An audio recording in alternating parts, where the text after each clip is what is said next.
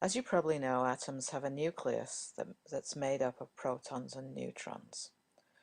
Protons have a charge of +1 and have a mass of 1 atomic mass unit. We'll get to that in a minute.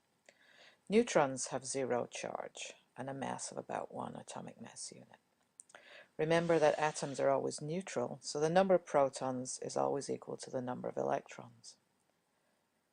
The number of protons defines the identity of the element. So, for example, carbon always has 6 protons, but it can have different number of neutrons.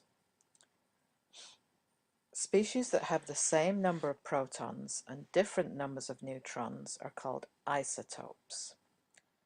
For example, carbon has 3 common isotopes: carbon-12, carbon-13, and carbon-14. It can be written in another way, where the mass number is the superscript. And for example, since carbon-12 always has 6 protons, the subscript 6, which you sometimes see, but is usually omitted.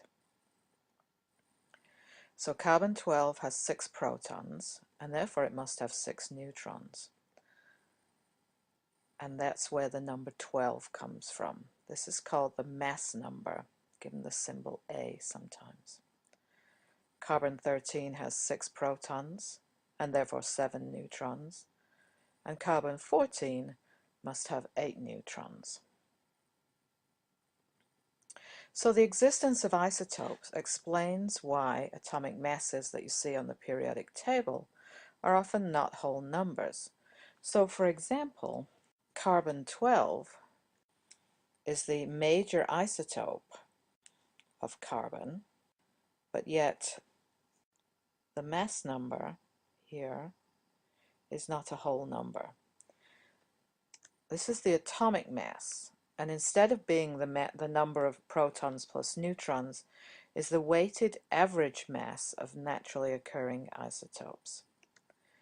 So we define one atomic mass unit as 1/12 of the mass of carbon-12. And since almost 99% of carbon is carbon-12, and about 1% is carbon-13, with a very small amount being carbon-14, it makes perfect sense that the atomic mass, the weighted average of those isotopes, is a little over 12.